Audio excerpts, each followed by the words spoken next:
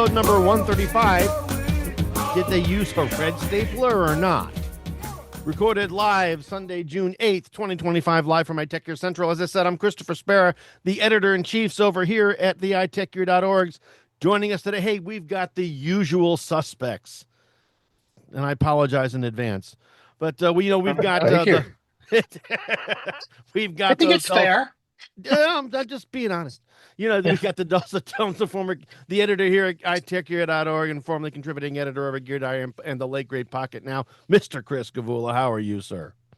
I'm doing good. How are you doing this week? Things are looking up. And I'm feeling a little older this week, of course. Your birthdays will do that to you. So yeah, especially these older birthdays that we're experiencing these days. Yes. So but you remember, you're not getting older, you're getting better. I'm just getting more senior. That's all I know. That's true. And of course, that groan of intense disgust, I guess, coming from the editor here at iTechGear.org and former contributing editor and contributing writer at Gear Diary and currently the host of the Linux Link Tech Show and living in the Retro Arcade podcast, Brother Joe McLaughlin. How are you, sir? I am trying to stay cool, but otherwise I'm doing just ducky. Oh, that bad, huh? I'm so sorry. Is it hot there? Well, it's not really. I'm just built hot. Got it. You're running a little on the hot side. Okay. Maybe if you use the red stapler. Yeah, well, there is that. I'm trying to figure out why the weather icon. Trying to figure out why the weather icon on my Mac is set for Cupertino. I'm like, come on. Anyway, that is where it's set by default until you change it. It is. Yeah, whatever. That is true. Yeah. And of course, last but never ever least, the editor here at iTechGear.org and of course the former owner of WUGNET Publications, Dr. Mr. Larry McJunkin. How are you, sir? I'm happy to be hanging with my tech buddies. We have a great show tonight. So buckle up for the WWDC Eve show tomorrow. Skinny Timmy is going to confirm or deny a whole bunch of rumors. Skinny Timmy is set to take the stage tomorrow at noon Central Daylight Time, and that's kind of cool. So tomorrow we're going to hear whether or not some of the things that we might mention tonight are going to be there or not. So it's all about the stuff. It's all about the stuff. Whether or not it's going to hit or not, we do not know. But some of this is going to be fun, don't you think? I think so. I mean, there's a lot, and for those who actually look at our links, we have linked to a bunch of stories that are about the different things that might be coming out there, right? That are rumored to come out there, and we'll obviously next week talk about what we got right and what we got wrong. And I say we, but I really mean the people that we were kind of quoting on these things. Because they are rumors, guys. They're all rumors at this point. Right. And but the one thing to remember is that WWDC is not necessarily about announcing new products. You really aren't going to see any new hardware. I don't expect to see any. Well, you might see something. You never know, but you're right. In general, no. Normally, it's all about the operating systems. It's all about the OSs, right? They're going to do anything. They'll release HomePad. Maybe that's probably whatever that thing's going to be called. Yeah, right. Whatever they're going to do with it, but yeah, it's going to be mostly about the operating systems and the changes and additions and whatnots that we're going to see. Some of the new, maybe there's going to be some new names. Maybe there's going to be some new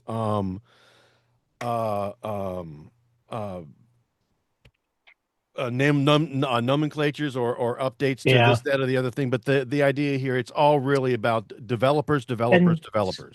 And we've talked about most of this in previous weeks, leading up to this. Right. I think the new things this week that we haven't really talked about a little bit, just because, so we'll mention them, is that they talked a little bit about that the Mac OS release, it's going to be referred to as Tahoe, which is supposed to reflect change.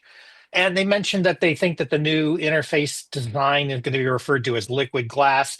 Okay. I mean, again, whether that's true or not, okay. I mean, they're talking about all we've seen is descriptions of all these talking about them being more translucent, softer, rounder, whatever, all those kinds of references. And I was saying to the guys in the pre-show here, I was mentioning the fact that that reminds me an awful lot of the original OS 10 release, which was called Aqua, which had kind of a translucent feel to it, which was really a gorgeous interface. It's one of my favorite OS interfaces. I really loved that, the look of that one. Yes, the look and feel for that was actually very cutting edge back in the day. And Microsoft did their best to try to copy or play off of that with Vista, and it went over like a lead balloon on the Windows side. Yeah, Vista was a bit of a disaster because the hardware couldn't support it, really. No. At the end of the day. No, it could not. And a lot of us kind of looked at it and said, it's nice, it's pretty, it doesn't get me anything. All it does is eat computing cycles and RAM. But on the Mac, we didn't feel that way. On the Mac, it felt very clean and snappy, and it was pretty, it was snappy, it wasn't shiny. It was shiny, it was new, it was very different. For those who don't remember, the Mac OS prior to that release, OS 9, OS 8, OS 9, they were very flat. Remember the old Mac OS? It was all barely flat. It was barely beyond black and white icons, and it was all very flat and very plain. But so was everything else back in the day too. True. So this was a very bizarre jump, and we all went, ooh, pretty. Yeah, but it didn't have, that platform didn't have the performance issues that the Windows platform had, which is one of the reasons why it went over so well, and Vista kind of sunk. Did not. Yeah, it really, and Vista became what they do to fix Vista. Well, they made you turn it all off. Well, they gave you another OS. That's what they did. Well, that's true. They brought you to Windows 7. That's true. They did. And ran away from Vista as fast as they could. Yes. Good move, too. Yeah, it was a very good move for them to do. And 7 was much more reminiscent of Windows 95, 98, that ilk. Yes. So, and it ilked pretty good there for a while. So they got us out of... So so we're looking at this possibly being kind of attractive. We hope, the descriptions have made it sound like it's going to be pretty. We'll see. Nobody's really seen anything. Right. We won't know anything till we actually see it. But we do know that there's this tendency they want to move towards some consistency across the platforms. Visuals, which could be cool. So it could be cool. Nice, the visuals for that will be, if they have this, the visuals seem to be, if the rumors are true and if the way it's being written up is true, it's coming a lot from the way Vision OS is driven. It's true. You just want it to be. I know. But it's coming a lot. The visuals are coming a lot from Vision OS. Is where they're borrowing some of the visuals. Yeah. And Vision OS is very attractive. I will tell you, it looks very nice. We'll see. We'll see. But the other big rumor, and we'll repeat it. We did mention it last week, but we'll mention it again. Is they look to be looking at some kind of consistency in naming across all of their platforms. I think one of the biggest problems that they've had. When talking about, hey, I'm on this feature on this device. Is this the right version of that OS to have that feature? Because it came out with, this on the iPhone, or it came out with this on the iPad, and I'm using this. Am I supposed to get, is this it or not? And the long and the short of it is, you weren't really able to know. All right. Now when you've got iOS 26, it's supposed to interface well with Mac OS 26, is supposed to interface well with iPadOS 26 and WatchOS 26. And what doesn't make sense about that? Nothing. No, but let's make it clear, folks. So if those of you didn't hear us last week, this is what they're saying they're going to use as the year, kind of like car years. So it'll start, mid-year, you'll start the next year's number, just kind of like cars do. Right. So they'll all be called 26. So you'll know they're all the same number. They all should get along. Right. That kind of thing. The rumor. Right. That's the rumor. Right. Match the tags on the Garanimals and everything should be okay. Yeah, pretty much. But I mean, they may not do that. For all I know, they might just take everything up to 19, which is the next iOS number. They could. Or they could call it 2026, or they could, who knows? But the rumor says they're going to call it whatever 26. 26. That's what the current rumor says. Right. So now for if it matters, right. The So code name matters for not. macOS is Tahoe. Yep. Tahoe. It's supposed to reflect change, Well, it only matters if you're picking when you pick your betas, for example, you pick, it tells you by name. So all right, great. So just for everybody's, I think the betas for this are supposed to come out. The developer beta supposedly September 9th. Yeah. At least for macOS. The public betas for this should come out a week later or so, being the September 15th or 16th. Over the last few times, it's been September, October for these things to come out, except for the pandemic, the start of the pandemic. It didn't really come out until like the middle of November. Which it was late. It was late that year. Otherwise, it's really been September or the beginning. It's usually closer to the end of September, beginning of October-ish. Usually, that's when we've seen them. So betas start now, and betas will rotate probably every couple of weeks. You'll see another beta release. So that's usually how it goes. Right. So we're expecting. I'm not sure when the iOS or iPadOS betas will start. Most likely on the 9th, I'm going to guess, because that's been pretty common. You think also September 9th? Yeah, they picked no. June 9th for the beta releases. June 9th for the beta release. All right. Yeah, because that's typically been the case. They pretty much start the same time the macOS releases usually, and if not, it's usually within a couple of days. Right. So, anyway, so that's sort of when that's gonna go ahead and come out. Although, wait a minute, there's a disconnect, because on June 10th of last year is when they released the beta. No, I'm talking right. My was not the betas. It was the release date, the overall release you were date. talking about the release. I crossed the streams. I apologize. We started talking about the betas, and then he kind of jumped into the OS. I jumped into the release dates. Yeah, it's typically right after the overall WWDC. Shipping dates for macOS. Yeah. Right. So the beta should start pretty soon. Probably on the 9th or the 16th, I would think, one of the two of June. And then the release dates for macOS have generally been in September, or the middle to end of September or the beginning of October.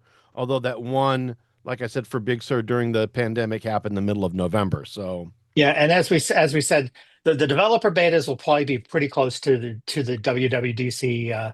And then the public betas will come out. And the public betas are usually about a week or two afterwards. Right. That's usually the cadence. And again, the updates come every couple of weeks after that. They cycle like that, and then until release dates. That's usually their pattern.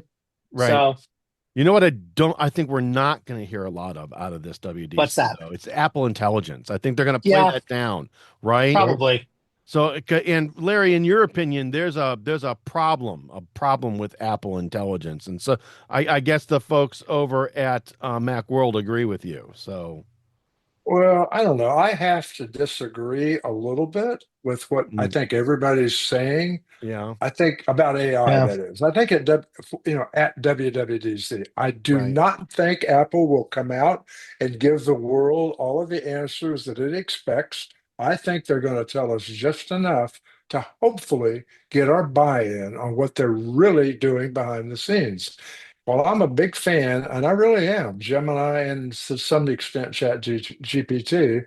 That's only because I've learned how to properly use them in my personal workflow. I believe when Apple lets its AI cat out of the bag, I still think it's going to be better than either one of them, but you're not going to see it for a while. And you may not see it all at one time, but that's just my speculation. No, I think you're right on this. There's been so much that's been wrong with the Apple Intelligence rollout. They're just not going to get out there and clear the air. There's no way. No, not now. Not now. It's going to be a little. Quite honestly, considering the way that everybody else is ramming theirs out there with without any bumpers and making a lot of mistakes, by the way. Without any bumpers and with some psychotic related behavior, as we noted a week or so ago. Across the board, they're all doing this, and I'm not. So, as far as I'm concerned, Apple, drag your feet as long as you freaking want. Get it right. I'm concerned. Whatever it takes. But give it to me right when you do. Right. Get it right. Right. Exactly. Right. Because if you want it bad, you know how you're going to get it. Bad. Yep. It's going to be bad. So, yeah, no, thank you. Wait until it works. So, some other good news may come out of all of this. I mean, we may get preview. We may get preview coming to iOS and iPadOS 26. So let's explain for folks what preview is for folks who might not be familiar with that name. Larry? They might use it without knowing. Yeah, preview for me is something that one of those apps that I did learn to use because I didn't need all that Adobe Acrobat gave or offered. And I've always used preview. And I think the problem most folks have with preview is they don't learn how to use it properly. They think it's only good for opening up, picture formats. That's bull. JPEGs. It does so much stuff.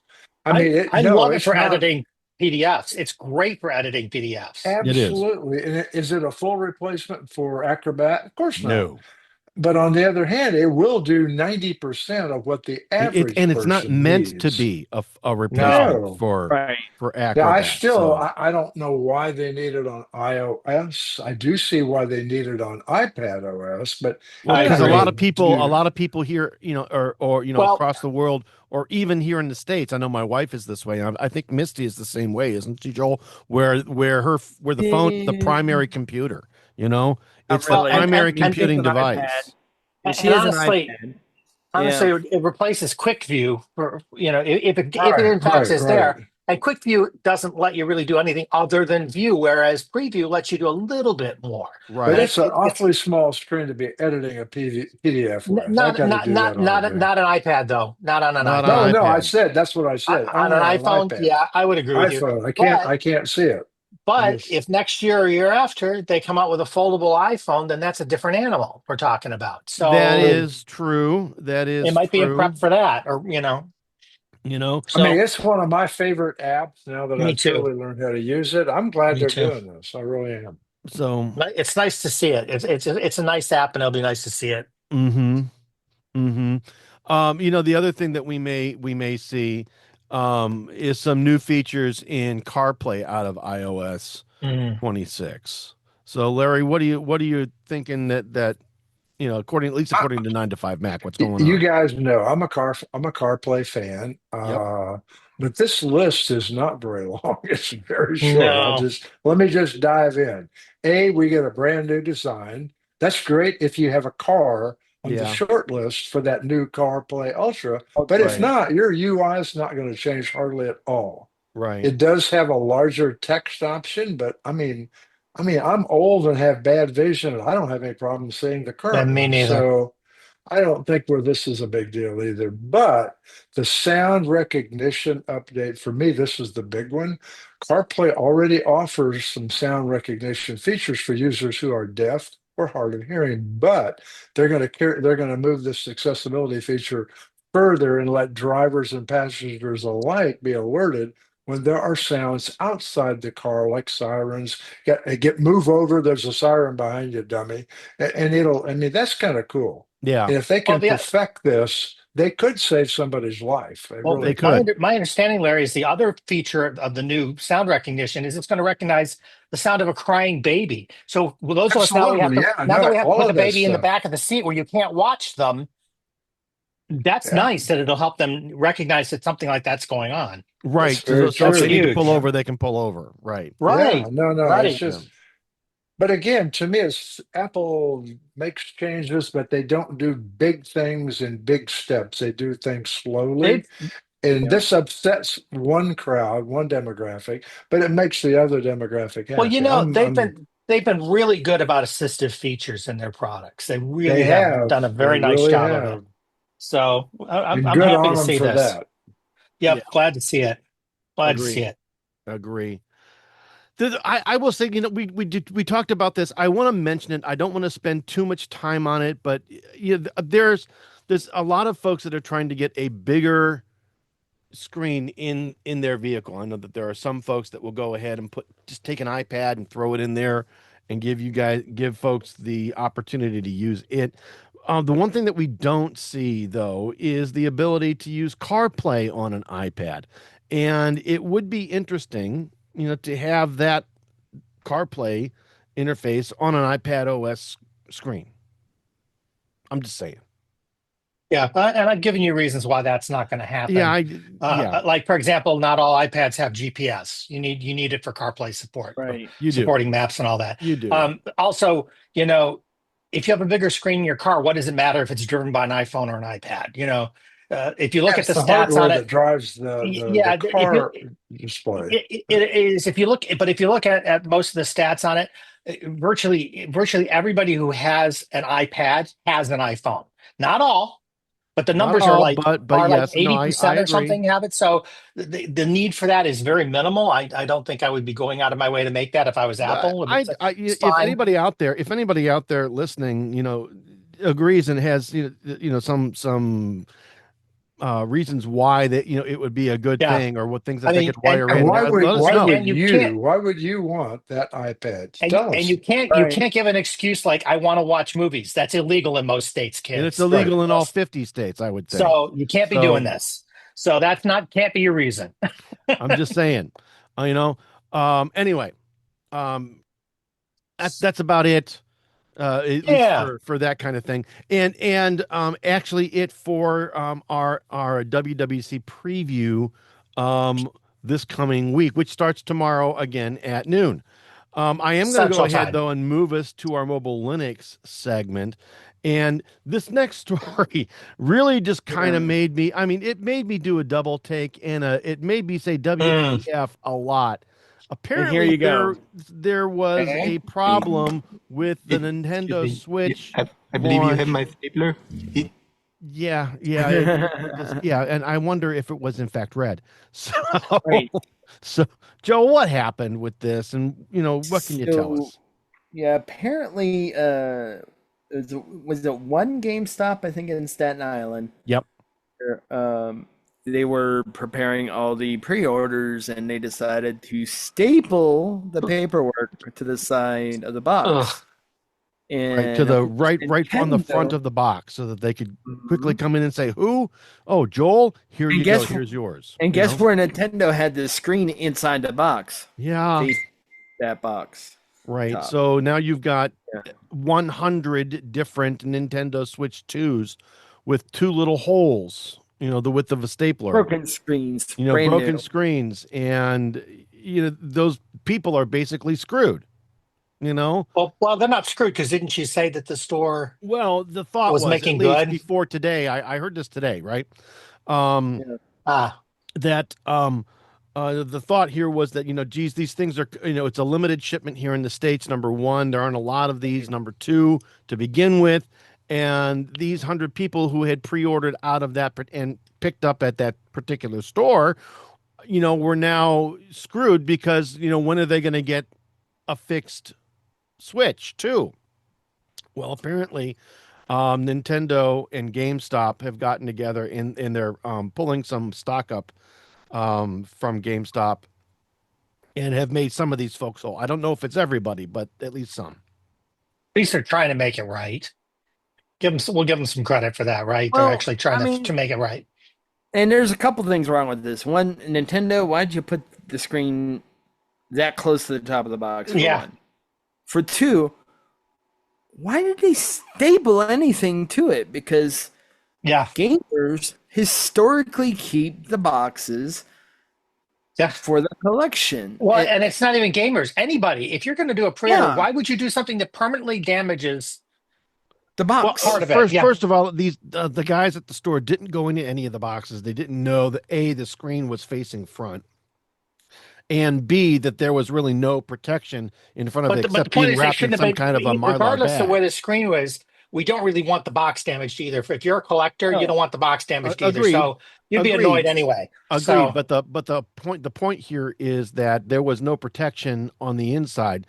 Minus the stupidity of the guys at the store that did this, right? Yeah. The screen was facing outwards, in the box, number one, and there was no protection in front of it. So if anything happened to, if it had gotten dropped or something had gotten knocked into it, the screen would have been destroyed anyway. So I can't remember ever opening anything in the last 5 years, the technology stuff that had a staple anywhere in the box. They just don't do that anymore. Well, you don't put the screen near the front of the box either. No, but there's always something over the top of it, whether it's paperwork or even if there's not something over the top of it, it's usually in an inner liner that is inset away from the outside edge of the box. Yep. So you have something to cushion things a little bit. Yep. That's what surprises me is it didn't even do that. Tape. Transparent. Yeah, what's wrong with Scotch tape? Right. What's wrong with Scotch tape? Yeah. I mean, the Staples next door was closed. Couldn't get any. I don't know. Apparently they had Milton's stapler and they had to use it. Yeah, there you go. So I don't know. It was red. Right. So like this. So all right. So there's some. All right. So given that and moving on, Joel. Because I can only do stupid for so long before I start to lose my shit. I mean, honestly, we're there. Well, so I've been dealing with this group for God knows how long. So anyway, thank you. I'm here all week. So there's more rumors. Joel, why should we not listen to rumors? Because they can be not true. Well, there is. Why would you say that? It's on the internet. It must always be true. It's on the internet. It has to always be true. Right. And that applies to Apple too. But right now, we're talking about Android. Though apparently, there was a rumor that Android 16 was going to ship 2 Pixel phones on the 3rd of June. Of course, it hasn't happened yet. Why? Because it was internet bullshit. Sorry for swearing. It was a rumor. Yeah. I mean, we all know we know the 10s are coming. We know they're coming at some point. Yes. I hadn't heard a date, and I was kind of surprised at this. Mm-hmm. Yep. So, and I had to look everywhere. I couldn't find a single real resource that said this. All like Redditors and stuff like that. It's like, this is why, it's like one of my other things that I do is I drink an energy drink or 2 a day. And no. And I see rumors that they're going to make a Dr. Pepper one. Guess what? It was AI crap. Yeah. So, I mean, especially with the advent of AI, guys. Look for leave nothing until it's in your hands. Well, have you seen all these fake movie trailers for sequels that aren't really ever happening? It's an AI. This is all part of that same problem. Yeah. Yep. But actually, that's a part of marketing too. A lot of companies do that, trying to gauge what we will say about what would happen if. Right.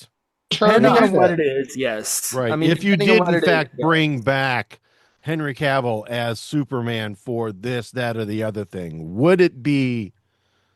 I mean, is it going to garner a lot of traffic? Is it going to? Is there a lot of interest in bringing, Zack Snyder's? I mean, even the Dr. Pepper had 1 million people a minute called Dr. Pepper and said, "Man, I love it, do it." They might think about it. Well, they own him. They own Ghost. I mean, that's where that image was attributed to, was Ghost. But the simple fact is it wasn't true. And it hasn't been confirmed by anybody. The only one that I heard of that is true with them was they lost their marketing deal with Mondelez, which means like Swedish Fish energy drink and the Nutter Butter protein are all going to go away. But tell us the truth, Joel. Would you have liked to have that? A Dr. Android Pepper 16? energy? Oh, absolutely. Absolutely. I mean, come on, But I will say, thank you, Dr. Pepper, for bringing out Blackberry. Appreciate that. Yeah. It's delicious. Yes. I've been drinking copious amounts of that too. Just so happen to be a Dr. Do we have any real? But But do we have any real estimated dates on when they think we're going to see these Android 16 or the new Pixel devices? I mean, has anybody actually had any pseudo-smart speculation about it? Any of the proper channels? I.O. didn't really say much about it. I mean, that's the thing. I didn't think so. Yeah, okay. I mean, We do know June's supposed to be a feature release, so it could be Android 16 or it might just be a feature release. We don't really know yet. The Pixel update hasn't come out. I would expect it this week. We just got the QPR 1.1 release this last week. I didn't get it. There was a QPR 1.1. QPR, the beta. Okay. Yeah, yes, sir. So I did know they did that, but I haven't seen a regular mainline feature release yet or anything. Right. But they did do that, so that part I know. But who knows? Yeah, I mean, okay. Yeah, but we know it's coming. Cool your jets. Continue to enjoy your already wonderful Pixel phones. Exactly. And then try and de-anonymize yourself on Android. Oh my goodness. That's our next story. Yes. So Meta and Yandex, right? Sitting in tree. Yeah. So one of the big concerns has been, that we're supposed to be, a lot of these services are supposed to be anonymizing our data when we web browse. We're supposed to be separated from the data so that it collects it, but it doesn't necessarily attach it directly to us as individuals. Right. Well, apparently that hasn't been the case, and that Meta and Yandex have both been able to do this. Meta for a few years now, Yandex since I think like 2017 or something. They've been able to do this. And quite frankly, it's because Google doesn't have the controls in place on Android. And it turns out it's only on Android that they have this problem so far that they've been able to find. It doesn't happen on iOS on their versions. It doesn't happen on other platforms. It just happens on Android. And again, I would argue there's two things. Like I said, well, broadly, Google doesn't have the controls in place that iOS has in place to protect privacy on data. But the other problem that they have, and Google, there was a bunch of stories last year about Google was trying to increase some of the level of anonymization and protections on Chrome web browser, and then they decided it was just too hard and they weren't going to do it, and they just walked away from it. So true. Basically, the platform's open, kids, and your data is now connected to you directly if it wasn't already. So. There's no privacy. The data bone is connected to the marketing bone, huh? Yeah, there's no privacy and there's no anonymization like you thought there was. End of story. So at least we got that going for us. Yeah, we got that going for us too, but only on Android. If you're on other platforms, you're probably not having the same problem. But you know what? Let's wait because tomorrow's another day. I'm sure we'll find some hole somewhere else tomorrow. So there you go. And I'll never be hungry again. I'll never be hungry again. Thank you, sir. May I have another? Come on. No. Oh, fabulous. Hey, you know what I'm going to do? What you going to do? I'm going to move us to our Windows segment, but I'm going to do that right after this message. Hi. This is Christopher Spera from iTechGear.org. I wanted to talk with you today about becoming a contributing donor to the site. iTechGear.org has been around for almost 15 years. In fact, our anniversary is just around the corner on January 10th, 2025. 15 years. Where has the time gone? I've never really asked for any kind of donations for the site. It's always been about me providing value to you, a site visitor or podcast listener. The iTechGear Weekly is now in its 4th year of production, and Chris G, Joel, and Dr. Mr. Larry McJunkin and I are having a really great time providing you with some of the best free tech talk available from time-tested original internet writers, testers, site founders, and professional writers and editors on the internet. I truly believe that our crew has some of the best and most qualified pundits and commentators on the internet today.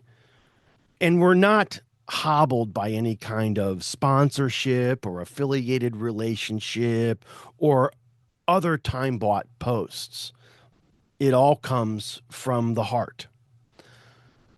Unfortunately, times are kind of tough. And since the COVID-19 pandemic of 2020 to 2023, yes, almost 3 full years, times have become increasingly difficult for small independent sites like iTechGear.org to stay afloat. I normally do this with a portion of the salary I make from the day job, but with the IT market so tight right now, it's really difficult sometimes for many to make normal household ends meet, let alone fund a site like iTechGear that might decide to bring in a buck or two. It ain't easy. If you find any of our content on iTechGear or from iTGW to be of any value at all, I would seriously appreciate you donating as little as just $1 to the cause. While we do have a Patreon site, it's hard to keep one website up, let alone two. And since it's really only me doing the work, our Patreon site hasn't really helped us at all. If you can make a donation to the site or to the show of any amount, I'd be forever grateful. All donations will go to site maintenance, hosting, podcast hosting, and everything iTechGear related. Donations can be made to my PayPal account at chris@itechgear.org. Make a donation. We'll thank you immediately on the next iTGW episode and voice our gratitude. I want to thank you. We appreciate your consideration, time, and attention. Now let's get back to the latest iTechGear Weekly episode. And welcome back to the iTechGear Weekly episode number 135. Did they use a red stapler or not? And I'm going to move us to our window. It's my stapler. I love my stapler. I'm going to move us to our Windows segment. And this is just something that's absolutely freaking lovely. It's another reason why Microsoft is trying to find legitimate uses for Copilot, I guess. And what they're doing with it now is that apparently they're having Copilot compare apps in the Windows Store. Joel, what's happening here? So adds Copilot from comparing apps while Intel pushes vPro laptops. So it's just trying to find this stuff in the story. So Windows 10 coming to the end of life at the end of the year, and what they're doing is inside of Windows Store they are incorporating, and it should be in the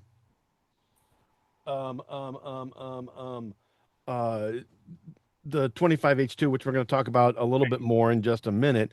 You're going to see inside of the Windows Store, you're going to see Copilot being used to build up comparison between two or more different apps. And this apparently is I see it. Yeah. Something that they see as a big old plus for inside the Microsoft Store for personalization effects. I don't know. Supposedly in the store, you're going to be able to press this Copilot button and ask it more about the product or get it to compare products. There you go. Okay. See, and right. Why? Yeah, I'm with you. Why? I mean, they've got comparisons in the store now. Okay. Right. And it lines things up in terms of similar categories and whatnot. What is AI going to do that's going to make this better? Yeah, and I truly don't know. I mean, I've seen more and heard from more Windows users that want to learn to turn how to turn Copilot off rather than actually liking to use it. I'm seeing two things. I'm seeing that, like you said, Joel. I'm seeing people going, "Can I turn this crap off?" The other thing is when you tell them, well, it's kind of integrated heavily the way that Internet Explorer used to be integrated, and you couldn't escape from it either. And you still can't really. It's still kind of pieces are still there. There's still hooks and pieces hiding behind it. But anyway, it's everywhere. The point of getting it's in Office, it's in everything, and it's just like I'm getting sick and tired of it. Yeah, and so I think the thing is what I'm seeing, and I suspect you guys are seeing the same thing, is that people are not only saying, "Can I turn it off?" When you say no, they're like, "I'm not going to use Windows so much anymore," and people are walking away from Windows. It's exactly why I left M365 right there. I don't want it. let me pick my own AI bot. Yep. Yeah. And it doesn't have to go as far as they did with the browser, and so like, please don't do that. Right. And stop the pop-ups. Yeah. Well, I mean, again, the idea here, Microsoft is trying to incorporate their AI into absolutely positively everything. I like the comparison to the Windows Windows 11, not Windows 11, to Internet Explorer. Good. Simply because they got in trouble with that in a bad way. I don't understand why they would travel down this similar trail again with a similar broaden kind of add-on. Let's broaden that conference up a little bit. So everybody's going down the path with these AIs, and Microsoft's going crazy with Copilot in their OSs, and Google's going crazy with Gemini in their OSs. At what point do we start saying this is exactly the same problem as we had with Internet Explorer? You're monopolizing all aspects of the platform. Stop. Right. At what point do we get that? Now we did it with browsers. Now we're doing it with AI. Really? Apple, again, continue to drag your feet. I'm perfectly happy. Yeah. Yeah. Well, the other thing, though, to me, Google is not nearly as bad as Microsoft here because they didn't put it on the keyboard and everywhere else and shove it down our throat. They made it readily available, but they didn't put it into their hardware. But they're shoving it into their workspace apps and other places, as well. So, but you can turn it off. I can turn that off positively everywhere, and it's driving me absolutely bad. No, I'm with you. But what I'm saying is, we're broadly seeing AI do this across the board, and it's very similar to what we saw with browsers. So I'm going to be very curious I'm curious how far this goes. I don't necessarily want it to go that far, but we'll see how far it goes. Not at all. So thanks, Microsoft. I want to tell you, Chris, I'm like this far from saying you should have put it in the mistake-a-thon. I'm this far from saying it. It's real close. I hear you. It's real close. I hear you. Because it's another thing making me want to walk away from the platform. That's what it comes down to. Well, we do that very, very often. Or can't. But honestly, they don't understand why you don't want to use Copilot. They really don't. I know. Yep. Yep. But you know what's funny, you really Larry? Want to know why I don't want to use Copilot? Because it is intrusive. It sticks. You know what? I'm okay with Copilot when it's an icon on my desktop that I can launch and ask it a question. I'm fine with that. Right. Mm-hmm. I'm not fine when it's shoved into my face into every little thing that I do. That's when I'm not fine. In my peanut butter more often than not, and I don't like it. It is annoying. Yep. I'm typing a paper in Word on my Mac, and I see this stupid little Copilot button. It's like, yep. Come on. And guess what? You see that on all the Microsoft apps on every platform now. Every one of them's doing that. Mm-hmm. Android, iOS, Mac OS, everywhere that runs Office 365, it's everywhere. It's insane, and it's getting worse. And I never click on it. I'm like, come on. No, it's gotten to the point now. It's gotten to the point now with all the ads and all of the all the invasiveness that Microsoft is doing with ads and the start menu and Copilot and. I know a way to get rid of it. Well, honestly, it's a paid. I've paid for that product. Why are you sticking all of this stuff in my face? You're doing this. Well, and largely we're sticking with it because I have to. All right. We used to say this a lot with automation. It's like automation is fine as long as you need to do what the automation is going to do. If you don't, it takes you 2 or 3 times as long to get around it and work around it. This to me is doing the same kind of BS. It is. It's getting in my way, and I have to keep working around it. And if I find it very, very annoying, I find it troublesome. When it does it enough times in my day, I don't want to use the platform anymore. It's that simple. It's really that simple. And there's an easy solution. You can. Oh, the L word is coming. I can either run Linux, I can run Mac. Either one does not shove this level of crap in my face. I'm a happy camper. I don't have an advertisement every 2 seconds. I don't have a pop-up every 2 seconds. I have yet to hear AI and Linux in the same sentence ever. Very true. It exists. You can it's there. You can pick which one you want. I mean, you don't have, and it's nothing of it's installed by default. I mean, it's you have to make an effort to consciously do it. So, Chris, where are we finding all these new goodies that are thrilling us so much? I'm sorry. I didn't mean to. I know you were falling asleep reading about them. I get that. In Windows 11 25H2, which is and it's coming, huh? Kind of boring, and it's coming. It's coming. But to tell you the truth, man, this is gonna.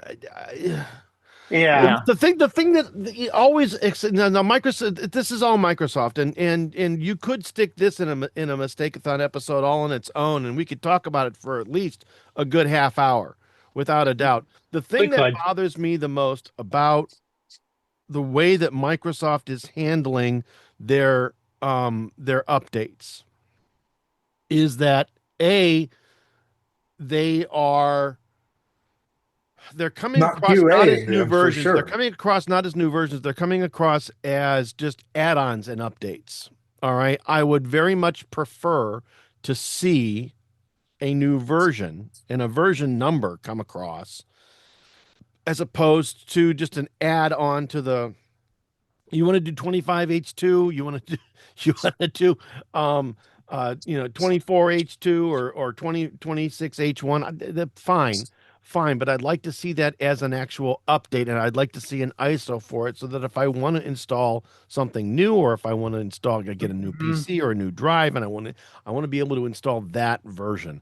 I don't want to have to go through a number of different updates to get there. I don't like the way that's not what they want you to do, though, Chris. I don't care. All right, they make it difficult to use and manage a computer. Again, they're moving to software as a service. They really are, and I absolutely hate the way they've gone about it. It's awful. It's clunky. It's shoving crap in my face all the time I don't want.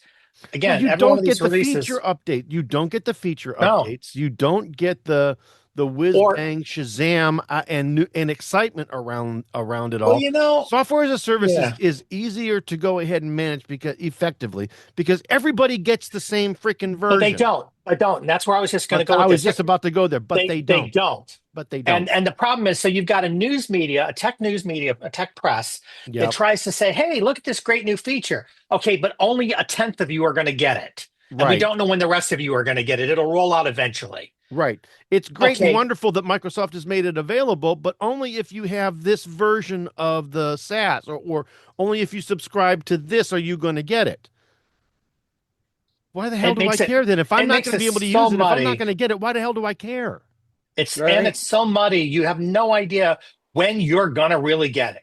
And so this whole model update blocks on this, that, and the other component that, by the way, you don't know that you have in your laptop or your desktop or your computer. You have no idea that the update has been blocked because. Or we see this 25H2. You go to somebody on the street, I remember people you would say, okay, Windows 10 is coming. Oh yeah, that's going to be great because it's going to have this, and this. You talk now about, well, you're going to be getting this Windows 25H2. Okay, what the hell is that? What's in that? Yeah, it's Windows 11, by the way. Well, it's Windows 11, and it's these new features, maybe, depending on who you are. And what hardware you have, and what components you have, and what so version of Windows you already have installed, and blah. No, by the way, it'll probably have a bug in it and break something like your printer. And it'll break something else, yeah. So so for us, this ends up being a very big snoozer, as Chris alluded to at the beginning of this. Oh my Lord! I'm telling you, I like new versions of operating systems. Me too. There's always a lot of excitement about what new features am I going to discover, and how am I going to be able to incorporate them into my workflow? Do I have a use case for it? Can I create a use case for it? But you know what? Compare this week's upcoming Apple releases that are all even going to beta right now, or even the Android releases, compared to this nonsense. There's absolutely no excitement to the Windows. We get excited with Apple releases. We get excited with the Android releases. These Windows releases are making us go, yeah, yeah. Come on, kids, and get a clue here. please do something and get me interested again. Win me back. I mean, We date spent me. more. Come on, We spent Microsoft, more. date me We a ain't little gonna bit. do it. Date me a little We're bit. gonna do it. Give me a We're reason to happier come back. talking about the newest Ubuntu release than we are this. Come on. Absolutely. Let's come on, kids. It just court me again, please, because I would love to be able to be excited about my Windows release. Windows 95, Windows 98, Windows 2000. All it was exciting. All right. No, 2000 wasn't, but close enough. Well, but it rode on the coattails of 98. Come on. Anyway, the point being though is that it was still a more exciting time. The release of 2000 was still more exciting than the Windows 11 25 H2 is going to be. I mean, oh my God. I mean, it's absolutely positively without a doubt crazy. But seriously, do you guys remember back when 95 did release? Do you remember the midnight lines at every I was in store? it. I was I Yes. in mean, the it. whole country was just I bought give it to Office me, give it to me, 95 at the give it to same me. time. I had a RC car that I got from Incredible Universe. That was a place. Yeah, and they had the Windows 95 logo on it, and it was cool. I remember us going from Windows 3 to Windows 95 or Windows 3.1. You want to be 3.1. Yeah, 3.1, and going from that to Windows 95. We were so excited. Look how colorful this thing is. Look how different it looks. Look how exciting it is. Look at all these new features. I mean, we were just Right. Same all thing over with it. XP. When XP came out and it was shiny and Fisher Pricey. True. But Very true. absolutely. Absolutely. It was And a they wonderful gave us a thing. reason to spend money, really. And I don't know if Microsoft just doesn't want it anymore or if they just don't care. I don't know, but it's getting to the point now where I mean, I'm on the all. I find myself occasionally wanting to change the Windows Insider Circle I'm on to like either the Dev or the Canary channel on a piece of hardware that I know really shouldn't be on that channel because it's too much for the hardware, or is too volatile, and true. only because there's no excitement left No. on the Windows side. So somehow blowing your computer up would be more exciting? Well, I got something to do on the weeknights then. I got to fix it. Anyway. And speaking of fixing shit. Larry, you bumped into a reason to rant about a particular Microsoft component. What was it and what's going on? Well, occasionally here on the show, we do feel the need to rant about something. And Larry wants the soapbox. Hold on. Oh, yeah. But tonight, folks, it's the Microsoft Authenticator. But let me be clear. I'm not dissing on the Microsoft Authenticator itself, but rather on why Microsoft decided to make its implementation of this product mandatory for my Microsoft for Nonprofits admin account. For years, I have used the same two-factor authentication means or any other means I wanted for a two-factor to log into that account. Then all of a sudden, about 2 weeks ago or a week and a half ago, I logged in and I got literally a flag right up there on the screen. It said, sorry, you have reached your limit you had 2 times to do this and you didn't do it. So now we're going to make you go back in your hole and get the MS Authenticator app, install it, and link it up with this, or we're not going to let you in. And they did, and I had to do it. So, I mean, come on, Microsoft. Your Authenticator app is good, but it's not any better or more secure than anybody else's. It's just not. Larry, give me the box. Give me the box. I want the box. All right. Give me. Don't give it to him. Don't give it to him. Shut up, you. Listen to me. I have my own grief about the Microsoft Authenticator. Ooh, thank you. More. I have my own complaints about. There was a while back. I had forgotten, and I still can't remember what the damn thing is. And even if I could remember what the password is, I've tried so many times, and it's been so long since I've actually logged into this particular account that, and I have two-factor authentication enabled on it, that it would still try to push a a notification out to Authenticator that it doesn't exist on that device any longer. In other words, I have this Microsoft account that I have purchased a Vizio subscription for. All right. Now it's for business based only, and I've forgotten the password on it. And if you try to reset the password, it makes you use Microsoft Authenticator to authenticate who your identity is to let you in, so you can change the password. All right. The problem is I have blown that phone, and even though the account quote unquote comes back, it doesn't come back with full authentication enabled. It wants you to use Microsoft Authenticator to authenticate Authenticator to reestablish itself on the device. And you say, well, you tell it, well, I can't use this. Could you, use another reason? Okay, go ahead and use Authenticator to authenticate on this device. No, I want to use another version. Right, use Authenticator. So it's stuck in this freaking loop. And I called Microsoft support on this, and they're like, well, you can go in there and turn two-factor authentication off. Do you know your password? No, you blithering idiot. I don't know my password, which is why Microsoft Authenticator wants to send me a notification, and it's gone on this device. But put a pin in it, because that's actually a very important point, is that this is my problem with a lot of these 2FA solutions. They're great in protecting you, but they suck when something goes wrong. You cannot easily fix them if something goes wrong. If you have to reestablish and you don't know your password, you're still screwed at the end of the day. Right.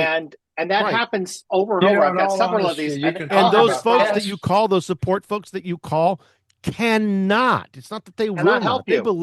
They believe that you are the person trying to do this. Yeah, right? The problem is they cannot get past that. And this is not just Microsoft. This is not just Microsoft. No, it's going to be decades before it happens. But passkeys do fix this, Chris. They do. They do. You always have a fingerprint.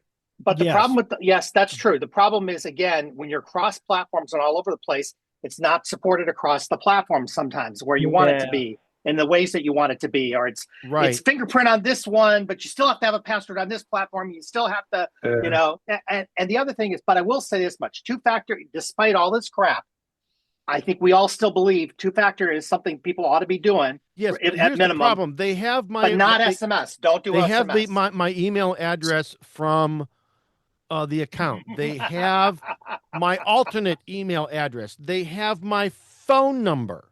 All right. And no matter what happens, I cannot get back into Microsoft Authenticator to get the damn thing. Oh, I get it. But it's not exclusive to Microsoft. I've been down this path with other authenticators. They have all of the things that they need. Send me an email here. I'll tell you what the wording is. Send me an email here. I'll tell you what the code is. I'll tell you what. You know what's even worse? Try to move from one email address to a different email address and retire an old email address when they've tied things to that old email address. You can't. It is a complete nightmare. You can't. You have to have if that includes any data that you had in the cloud, you've got to get a copy of it all down. You have to bring down all of your data in order to get it back up on the new account. They won't let you just transfer everything over. They can't do that. They'll try to send you an authentication thing to the email address that you're trying to retire, and you can't get there. Right. It's like you get caught in loops. These are all these services have this problem. They haven't worked it out. And Larry, I agree with you. Passkeys is the way to go but passkeys are still not implemented the same way across the board. They are not. That's a problem. Right. They've got to fix that. And there's not nearly enough of them implemented, period. No. Well, what the problem that I have, especially with Google, it says, okay, you want to log, re-verify, on for Gmail, and they want you to use your passkey, and they give you a screen that says, okay, use your passkey. Well, how do I tie it in between how do I tie what's going on here on my phone with what's going on there on the computer? How the hell snap a QR code? There is no QR code. There's no QR code. Well, I mean, right now, all of the Google passkeys I have work perfectly as well as my Apple ones. They all work fine. You try to re-authenticate for Gmail, and it will tell you, okay, use your passkey, and you have one little link there that says, try a different method or something like that, and you click that, and I can re-enter my password. Try another way. That's what you should do. Just and I do. Yeah. But why default to the passkey when there's nothing there for me to? There's no QR code for me to snap. There's no link for me to click that says, activate the passkey on my phone or wait for my phone or click. So nothing. It just says.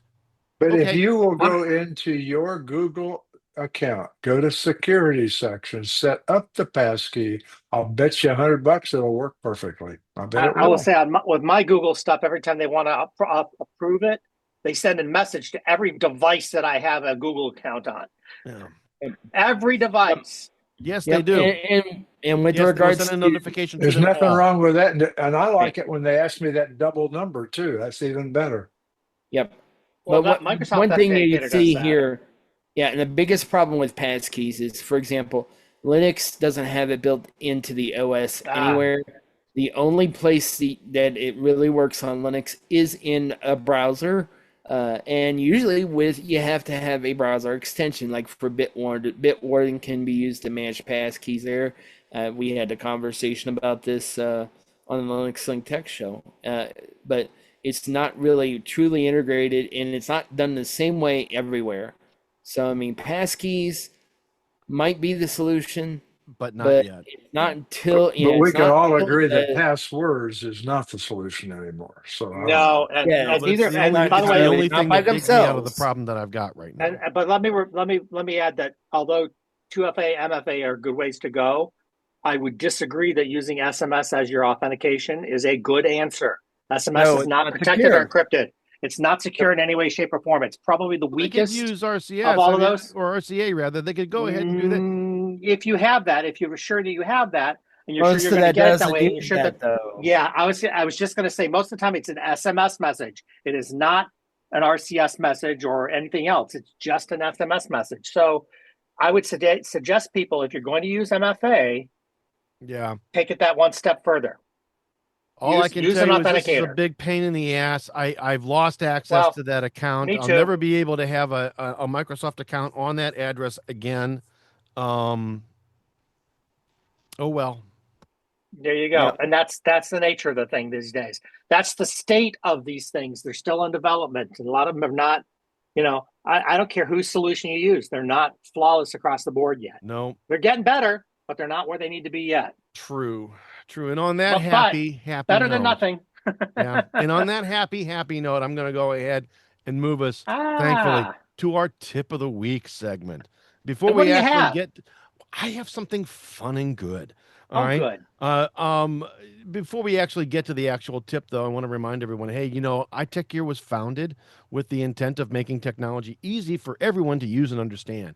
And this team has dedicated their writing careers to that specific purpose. Yahoo! So every week, the iTechGear Weekly will feature a new computing tip authored by one of our experienced editors. And if you've got questions, concerns, comments, ideas, whatever's, you can send all of those requests and things to tips@itechgear.org. And like we did last week, if we use your stuff, we'll give you a brief shout out. So today, I want to continue on my Mac tips. All right. And did you know that you can quickly activate DND or Do Not Disturb very quickly on your Mac? That if you go up to take your mouse and go up to the control center or notification center on your Mac, that's the clock, right? That's the clock. That's your notification center. And you press Option and the notification center icon at the top of the right corner on your Mac's menu bar, you can activate Do Not Disturb. I do that in Control Center, not a notification this center. This one says Notification Center, so that's cool. But that's another place to get it. That's just fine. This is what I'm saying. So there you go. All right, and that's the it's a quick tip, but it was a useful one I found. So there you go. So I'm going to move us to our Pick of the Week segment. And again, I want to remind everybody that our show picks are typically hardware, software, and other items of interest that we have individually purchased and actually use and that we like enough that we want to recommend them to you, our growing listener base. These are not paid advertisements or items that we have any kind of an affiliated marketing relationship with, usually. if we do, the editorial policy over at iTechGear.org demands, and it does demand, it is a bit demanding, that that we disclose that relationship up front. These are sincerely things that we believe in, and we want to bring them to you at the end of each show. Why? Because we like you. Oh my God. We Almost. did it. Not quite. Almost, though. That was about 95 to 98%, though. I'm telling you. We just need a visual cue. That's all. Well, I give you a visual cue every week. No, didn't you see me conducting? Come on. Oh, well, there's that too. But anyway, Joe, you've got the pick. What do you got? Thank you. Yeah. Take my wife, please. That's right. You'll be here all week, folks. Yes. My background there. So, okay. So what I have this week is one of those random things. Every time you're at Sam's Club, you will run into stuff like this. You'll walk in, you'll see an interesting display, and you're like, "Oh, that's pretty cool. I'm gonna buy it." Which is kind of what I did. Well, that I was kind of looking for a fan, which is essentially what this is. This is the Jisu Life. What is the full name? It's actually a previous generation version of it, which is what so often happens. We have a link to Fan Ultra 1M. Yeah, so this is the Jisu Life handheld Fan Ultra 1M. Yep. So it's basically a handheld fan, and it actually it's got a 900 milliamp hour battery. I turn it on, but I don't want to ruin my sound because this thing really it blows. And by blows, I mean good blow, not a bad blow. Yes. So, and it starts off. It will, by the way, it will run when it's charging, which is a good thing. It's got like a little ambient light on that runs across the back of it. It comes with all sorts of little accessories, like this little stand here that you put it on the bottom, and it'll stand on your desk, or it's got a tripod mount. Oh, there you go. That's kind of cool. And then you have like and it's multi-purpose too. It comes with this little bag to put it in, and then another little bag that you can put inside the little bag. It got the accessories, right? Attachments, like it has a little brushy brush thing to clean it. Okay, nice. And cables, and it's got two things that are very useful. This one here, if you put it over top of the fan, you could use this to blow things up, like mattresses and stuff like that. And it will do that for sure. So you just put it on there, and then you can put that on the nozzle, blow up a beach ball, blow up a something for the pool. And then this one here will basically put it like a little, kind of like a vertical rectangle kind of deal. So that all fits in this nice little bag, and the whole thing fits in here. Oh, very nice. How heavy is that thing, Joe?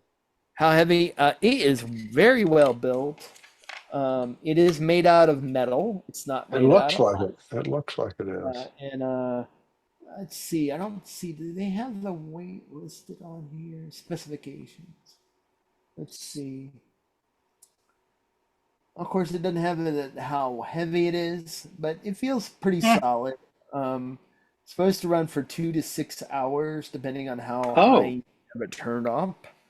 So I currently had charged it earlier in the week, and what is it at now? 88%. And when you first turn it on, that is 1%. I don't know if you can hear it. Well, but it's 1%. I mean, and it's blowing pretty good at 1%. Okay. So the nice thing is you can kind of point it where you want to. You know, this is kind of something. It'll blow while it's charging, so you could go ahead, sit it in, somewhere, just have it blow nicely on you while you're nice. Put it in your tent. It's got a lanyard, so like if you're at an amusement park and you're getting freaking hot waiting in the 2-hour line, you can keep yourself cool with this. So nice. And you mentioned it has a tripod option as well, and yes, it does. Yeah. A little tripod option. You're all over the place. Bottom of it. Nice. And it's only $60. And it's only $60. Yeah, they have. There are newer ones on Amazon that not only can do all of what this does, but can also act as a battery bank. Nice. It does charge with USB-C, so and it does come with cables, but it doesn't come with a charger big deal. Who cares anymore? Nothing does anymore. No. Yeah, not even a future pick that I'll briefly mention, Pixel Buds Pro 2. Doesn't even come with a cable, so nice. Nothing does anymore. But so hardly anything does anymore. I'll do a comparison of those in an upcoming well, how exciting is that? iTechGear article if I ever get the time to do it. Oh, you will. I hope. No, you will. Anyway, all right. So that's cool. Thank you, Joel. That, kids, however, is the show. This has been the iTechGear Weekly, episode number 135. Did they use a red stapler or not? Recorded live Sunday, June 8th, 2025, live from iTechGear Central. As I said, I'm Christopher Spera for Mr. Chris Gavula, Brother Joe McLaughlin, and Dr. Mr. Larry McJunkin. I want to say, hey, we will see you next time.